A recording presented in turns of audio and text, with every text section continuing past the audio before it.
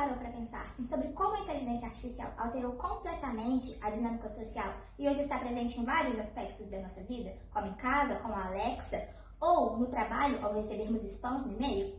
Pois é, quanto a isso, Lima Vaz nos antecedeu que essa alteração na sociedade seria considerada uma mutação civilizacional,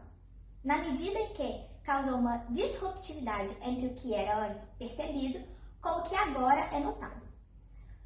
Essa infiltração da IA ocorreu também nas instituições, como, por exemplo, no Supremo Tribunal Federal, que em 2019 criou o Projeto Vitor, uma plataforma de IA responsável por filtrar os processos que chegam à corte e que têm vinculação com temas de repercussão geral.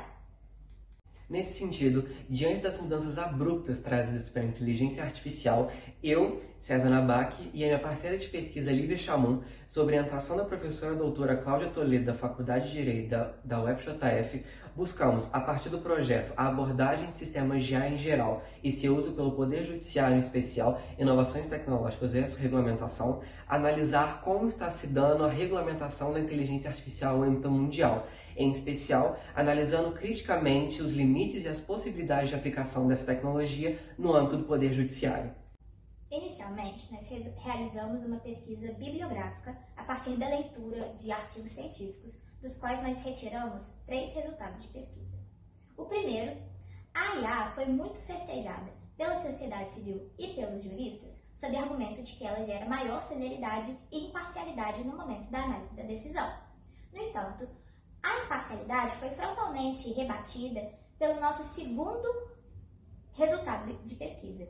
o qual a neutralidade da IA é uma falácia, visto que o resultado final é obtido a partir da leitura de dados inicialmente introduzidos pelo programador,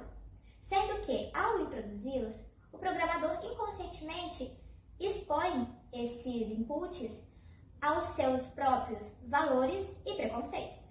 resultando, ao final, de um dado enviesado. Além disso, identificou-se que a estrutura binária e a monocausalidade em que se pauta a IA faz com que essa forneça respostas simples a problemas complexos, o que, em âmbito jurisdicional, resulta em decisões insuficientes e carentes de fundamentação e motivação, o que, consequentemente, viola as diretrizes básicas do devido processo legal. Além da pesquisa bibliográfica, realizamos uma pesquisa legislativa, na qual buscamos analisar criticamente leis e documentos normativos de 5 países diferentes e do bloco da União Europeia, países estes que foram selecionados devido aos seus posicionamentos diversos e por muitas vezes antagônicos em relação à regulamentação da inteligência artificial. Nesse sentido, países como a Estônia e os Estados Unidos se mostram mais avessos à regulamentação, por acreditarem que se resultariam em entraves ao desenvolvimento tecnológico. Em contrapartida, a França resolveu proibir em lei a pesquisa jurimétrica dos dados dos magistrados, assumindo uma posição mais radical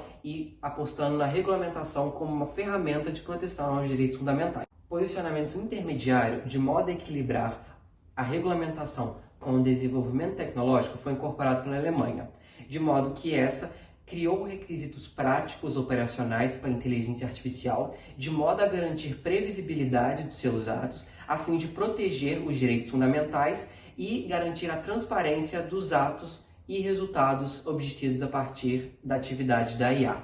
No Brasil, grande parte da postura regulatória oriunda do PL 2338 foi muito influenciada pelo AI Act, a norma de regulação da IA da União Europeia, de modo que ambos regulamentos apostam na classificação da IA em um sistema de risquificação, de modo a atribuir diferentes obrigações a depender do risco em que a IA oferece aos direitos fundamentais. Como exemplo disso, podemos falar que na administração da justiça, o AI Act classifica a inteligência artificial que atua nesse ramo como de risco elevado, garantindo que as obrigações decorrentes da sua utilização sejam mais restritivas e mais controladas.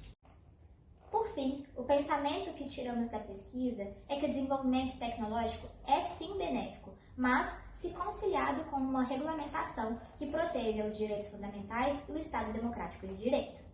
Essa noção é muito bem exposta por Von Potter ao dizer que nem tudo que é tecnicamente possível é socialmente desejável, eticamente aceitável e juridicamente admissível.